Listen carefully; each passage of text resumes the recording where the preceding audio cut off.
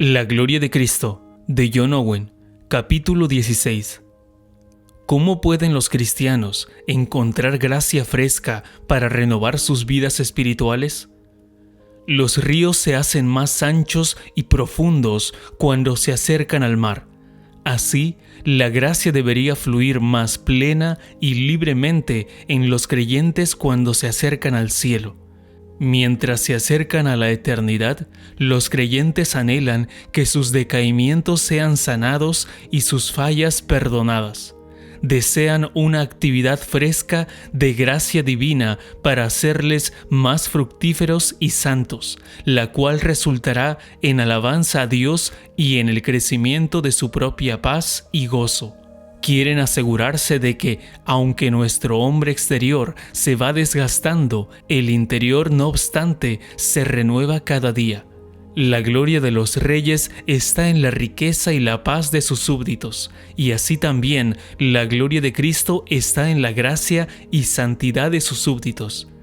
En el Salmo capítulo 92, versículos del 12 al 15, el salmista dice: «El justo florecerá como la palmera, crecerá como cedro en el Líbano. Plantados en la casa de Jehová, en los atrios de nuestro Dios florecerán. Aún en la vejez fructificarán, estarán vigorosos y fuertes, para anunciar que Jehová mi fortaleza es recto y que en él no hay injusticia». La palmera es muy hermosa y fructífera, y el cedro tiene una vida más larga que todo árbol. Por lo tanto, los justos son comparados a estos árboles, pero debido a su descuido pecaminoso, muchos creyentes son más semejantes a las zarzas en el desierto. A menos que estemos plantados en la casa del Señor, no podemos florecer. No nos engañemos a nosotros mismos. Podemos ser miembros de una iglesia, pero a menos que estemos arraigados y sobreedificados en Cristo Jesús, no floreceremos en gracia ni seremos fructíferos. Colosenses capítulo 2, versículo 7. Cuando los creyentes viven en Cristo, reciben un suministro continuo y alimento espiritual que les mantiene sanos y fuertes. Los frutos de la obediencia santa se manifiestan en ellos. Esto hace que sus vidas sean atractivas a los demás. Bendito sea Dios por la buena palabra de su gracia, la cual nos anima cuando nos sentimos en el enfriamiento y en tentaciones de la vejez. Ahora, quiero terminar con los siguientes 4 puntos. Primero, la naturaleza de la vida espiritual es que normalmente esté creciendo e incrementándose hasta el fin. Hay una fe temporal la cual se seca y se desvanece. Esta fue la fe descrita por el Señor Jesucristo cuando dijo en Mateo capítulo 13, versículos 20 al 21: «El que fue sembrado en pedregales, este es el que oye la palabra y al momento la recibe con gozo, pero no tiene raíz en sí, sino que es temporal». La verdadera fe, sin embargo, es descrita en Proverbios capítulo 4, versículo 18. «Mas la senda de los justos es como la luz de la aurora, que va en aumento hasta que el día es perfecto». La luz de la mañana se ve muy parecida a la luz del atardecer. La diferencia es que la luz de la mañana sigue creciendo hasta que llega al clímax, mientras que la luz del atardecer se oscurece paulatinamente hasta desaparecer. Entonces, hay una diferencia entre el creyente verdadero y aquel que no tiene la vida espiritual en él. Donde existe la gracia salvadora, seguirá creciendo hasta el fin. En ocasiones puede haber períodos cuando el alma parece retroceder en lugar de ir hacia adelante. Entonces la gracia de Dios no le dejará descansar hasta que se recupere y vuelva a crecer otra vez. Aquellos que no son creyentes verdaderos se engañan a sí mismos y no hacen ningún esfuerzo para recuperarse de la ruina eterna que les queda por delante. A veces, un creyente verdadero se encuentra rodeado por la oscuridad y en problemas debido a las tentaciones de Satanás. Pero la gracia de Dios que ha recibido, tal como la luz de la mañana, continúa incrementándose a pesar de las nubes y las sombras. La vida espiritual es también como agua viva, un pozo perpetuo de agua que salta para vida eterna. Ve a Juan capítulo 4 versículos 10 al 14. Un lago, por grande que fuera, puede quedar sin agua en tiempo de sequía. Así también, la vida de muchos que se identifican como creyentes se seca cuando sobrevienen los problemas y las tentaciones. Pero la vida espiritual de un creyente verdadero nunca puede fallar porque salta continuamente. Las promesas de Dios fueron el medio por el cual creímos al principio. Es también por estas promesas preciosas que la naturaleza divina se mantiene viva en nosotros. Ve a 2 de Pedro capítulo 1 versículo 4. Echemos un vistazo a una sola promesa. Isaías 44 versículos 3 al 4 dice: Porque yo derramaré aguas sobre el sequedal y ríos sobre la tierra árida. Mi espíritu derramaré sobre tu generación y mi bendición sobre tus renuevos, y brotarán entre hierba como sauces junto a las riberas de las aguas. Esto no es solo una promesa para los judíos, sino también para la iglesia de Cristo Jesús. En nosotros mismos somos una tierra árida y sedienta que no lleva fruto. Pero entonces Dios derrama el agua de su Espíritu y la bendición de su gracia, y crecemos bajo la influencia de las promesas, como el árbol junto a la ribera de las aguas. En la conversión, la gracia que Dios da a su pueblo escogido bajo el nuevo pacto es absolutamente gratuita e incondicional. Pero hay condiciones relacionadas con las promesas por las cuales los creyentes crecen en la gracia. Se exige de nosotros una cuidadosa obediencia al Evangelio a fin de que seamos espiritualmente fructíferos. Ve a 2 de Pedro capítulo 1 versículos del 4 al 10. La diferencia principal entre la gloria y la belleza de la iglesia manifestada en las promesas del Evangelio y la vida de la iglesia manifestada en los creyentes profesantes es que ellos no cumplen estas condiciones. Dios ha provisto alimento para nuestra vida espiritual a fin de que crezcamos y seamos fuertes. Este alimento es la palabra de Dios. Ve a 1 de Pedro capítulo 2 versículos 2 y 3. Si no tomamos nuestro alimento diariamente, nos volveremos débiles e inútiles. Entonces debemos valorarlo y alimentarnos de la buena palabra de la gracia divina, la cual nos puede mantener sanos y creciendo espiritualmente aún en la vejez. Segundo, los creyentes están sujetos a la tentación de cansarse en su vida espiritual.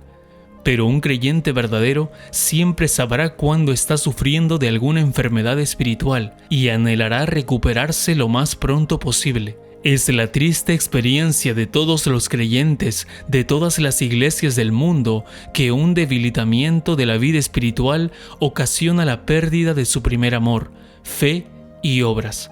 Esta fue la verdad respecto a las iglesias de Asia Menor, a quienes Cristo escribió las cartas de Apocalipsis capítulo 2 y capítulo 3. Hay también tentaciones repentinas, las cuales traen grandes angustias espirituales. David se refiere en una ocasión semejante en el Salmo 38. Él sintió que se había apartado de Dios y había continuado neciamente en ese estado pecaminoso, en lugar de buscar la misericordia. Tenía una conciencia continua de la desaprobación divina y anhelaba ser librado de esa miserable condición. Pudiera ser que nosotros no cayéramos tan bajo como David, pero conforme al grado de nuestro pecado, nuestro corazón conocerá su propia amargura. Ve a Proverbios capítulo 14, versículo 10. Muchas cosas pueden ocasionar la pérdida paulatina del poder y la vida espiritual. Podemos acostumbrarnos tanto a la rutina de la adoración pública y a nuestras devociones privadas que empiecen a perder su significado para nosotros. También podemos llegar a estar tan ocupados con los asuntos y los placeres de esta vida que no mortifiquemos los pecados que nos son naturalmente atractivos. Muchos que se identifican como cristianos ya no disfrutan de la vida y las bendiciones que resultan de creer en las promesas de Dios. Ellos necesitan ser despertados para que sean conscientes de su enfermedad y busquen ser curados. Muchos creyentes han cedido ante la pereza, la negligencia o alguna otra tentación. David experimentó esto y expresó su gozo de ser restaurado en el Salmo 103, versículos del 1 al 5. Dios nos ha dado grandes advertencias del peligro de volvernos descuidados y negligentes espiritualmente, y nos ha hecho grandes promesas para que busquemos ser restaurados. Si usted no sabe nada acerca de estas experiencias, pudiera ser que su alma nunca haya estado en una condición sana y fuerte. Alguien que ha estado débil y enfermo toda su vida no sabe lo que se siente ser fuerte y sano. Hay algunos que viven en toda clase de pecados. Si usted les habla acerca de su conducta pecaminosa y su necesidad de ser restaurados, le tratarán como lo hicieron con Lot sus yernos en Génesis capítulo 19, versículo 14. Más parecía a sus yernos como que se burlaban. Tales personas deberían preguntarse a sí mismas si realmente han conocido algo de la gracia de Dios. O pudiera ser que usted esté dormido con un sentido falso de su propia seguridad. Entonces, usted es como la iglesia de la Odisea, la cual dijo que no necesitaba ninguna cosa y no sabía que era un desventurado, miserable, pobre, ciego y desnudo. Apocalipsis capítulo 3, versículo 17. Como Efraín, usted ya tiene canas y está en una condición mortal, pero usted, como dice Oseas capítulo 7 versículos del 9 al 10, no se vuelve a Dios ni lo busca con todo esto. Usted es como aquellas personas que Cristo llamó los sanos, quienes supuestamente no tienen necesidad de médico. Pero Cristo no vino a llamar a justos, sino a pecadores al arrepentimiento. Marcos capítulo 2, versículo 17. ¿Se podría decir de nosotros que nos hemos cansado de Dios como ocurrió con su antiguo pueblo? No me invocaste a mí, oh Jacob, sino que de mí te cansaste, oh Israel. Isaías capítulo 43, versículo 22. A menudo hay fallas en mantener regularmente la oración familiar y muy poco deseo de asistir a la adoración divina. Pero aun cuando tales deberes se llevan a cabo fielmente, existe un cansancio mediante el cual nos acercamos a Dios solo de labios, pero nuestros corazones permanecen lejos de Él.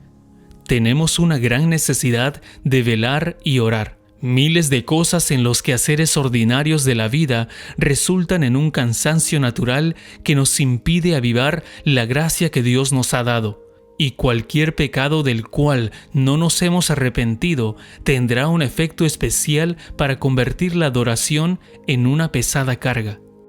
Las cosas que traen más gloria a Dios son la humildad, una tristeza real por el pecado, una voluntad dispuesta y un deleite en los caminos de Dios, el amor y la autonegación. ¿Estamos siendo fructíferos en estas cosas? Vea 2 de Pedro capítulo 1 versículo 8. Podemos examinarnos a nosotros mismos en la siguiente manera. ¿Tenemos un buen apetito espiritual para la palabra de Dios y una experiencia continua de su gracia? Algunas personas escuchan la predicación simplemente para confirmar sus propias ideas. Otros acuden para juzgar al predicador. Solo unos cuantos se preparan a sí mismos para recibir en sus corazones la palabra de Dios. Mientras que envejecemos, vamos perdiendo poco a poco nuestro gusto natural por la comida. Nos parece que ya no tiene el mismo sabor que tenía cuando éramos más jóvenes. Pero el cambio no está en la comida sino en nosotros. Así es con la palabra de Dios, la cual el salmista dice que es más dulce que la miel que destila del panal. Salmos capítulo 19 versículo 10. Si tuviésemos hambre, encontraríamos dulzura en la palabra de Dios, aun cuando nos reprenda fuertemente. ¿Hacemos que la religión sea el asunto principal de nuestras vidas?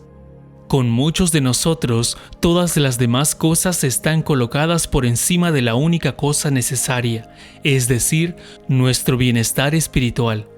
Si estamos continuamente ocupados con los asuntos del mundo y si apenas apartamos un poco de tiempo de vez en cuando para considerar las realidades espirituales, entonces es una fuerte evidencia de que nuestra vida espiritual se está debilitando. Cuando esto sucede, no amamos a los demás creyentes como deberíamos, y no estamos dispuestos a responder a los llamamientos de Dios para arrepentirnos y enderezar nuestros caminos. Cuarto, hay un camino para volver a ser fuertes y fructíferos espiritualmente.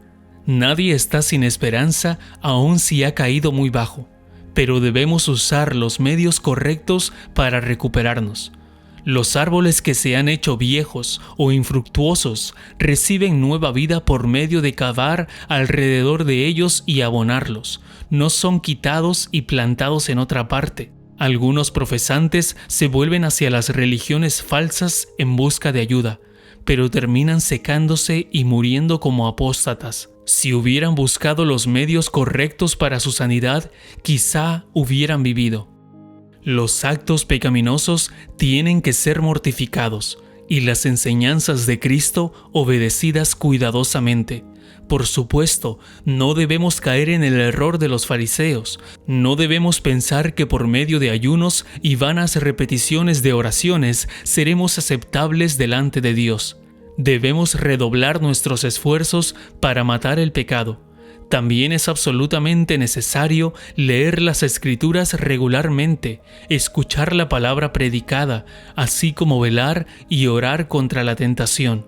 De esta manera nuestra mente y nuestros afectos serán ocupados con pensamientos espirituales y celestiales. Sin embargo, todas estas cosas no pueden ser hechas con nuestras propias fuerzas. No somos capaces por nosotros mismos, sino que nuestra capacidad proviene de Dios.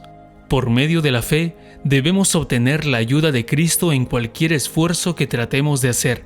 Sin fe, nuestros esfuerzos serán inútiles y rechazados por Dios.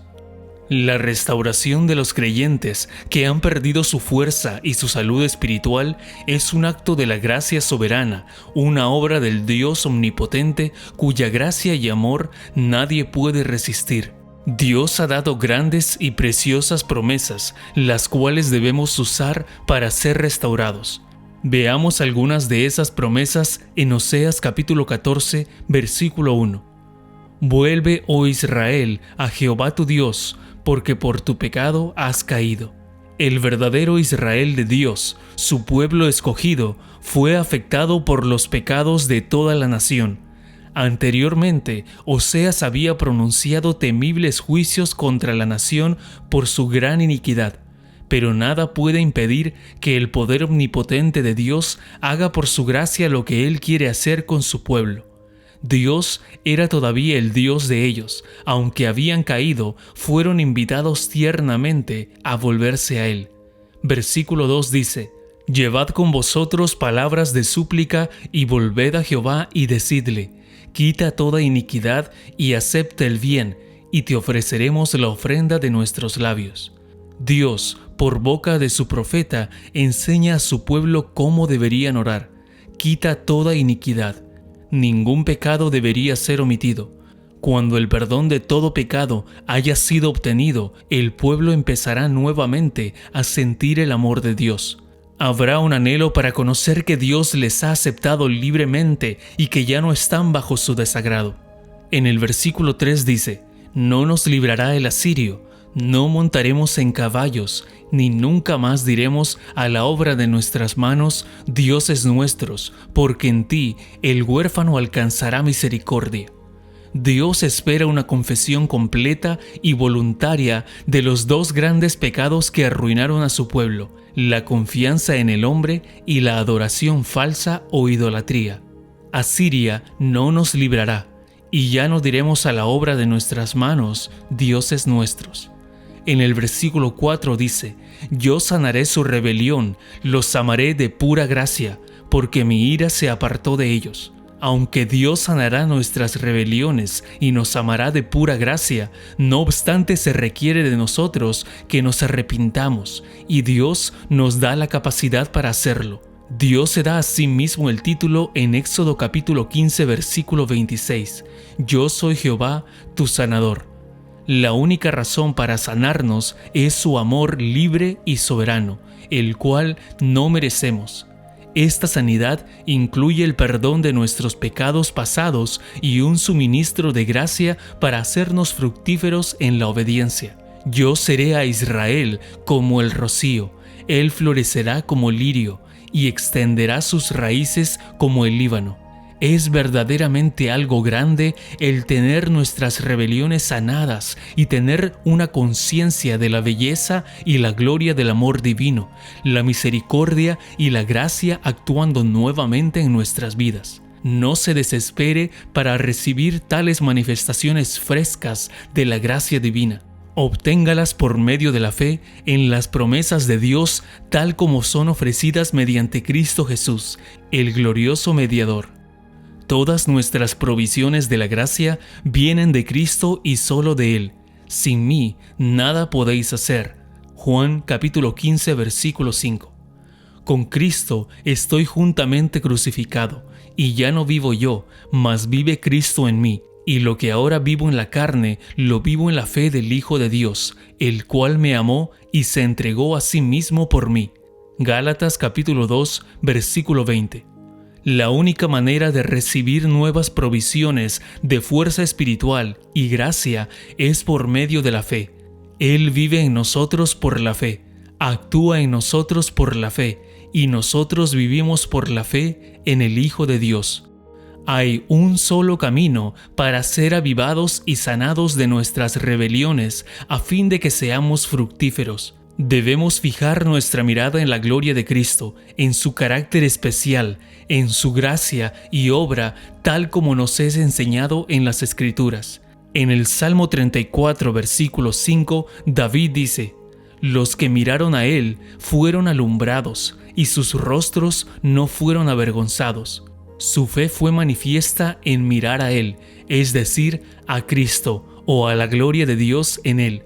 Su acto de confianza surgió de una consideración de lo que Él es. Ellos fueron refrescados por la luz espiritual y salvadora que recibieron de Él. Nosotros también podemos ser refrescados como ellos mientras que miremos con la misma fe a Cristo.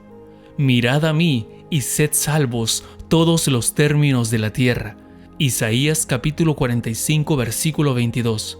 Nuestra completa salvación, incluso cada aspecto de nuestra vida espiritual, depende de esta mirada. Esta es la manera para recibir gracia y gloria. Miqueas capítulo 7 versículo 7 dice: «Mas yo a Jehová miraré, esperaré al Dios de mi salvación, el Dios mío me oirá». Una continua visión de la gloria de Cristo tendrá el efecto bendito de transformarnos cada vez más en la semejanza de Cristo.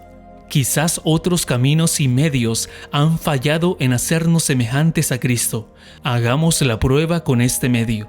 La mayoría de nuestra debilidad espiritual y falta de fruto es debido a que permitimos que fácilmente otras cosas ocupen nuestras mentes. Cuando tengamos nuestras mentes llenas de Cristo y de su gloria, entonces nuestros corazones arderán con grande amor hacia Él y ya no tendrán lugar para otras cosas.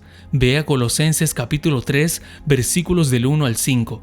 Es solamente una visión continua de Cristo y su gloria lo que nos avivará y nos animará a velar y pelear continuamente contra las obras engañosas del pecado. La experiencia de contemplar la gloria de Cristo tiene poder para hacernos obedecer y desear todas las cosas que agradan a Cristo.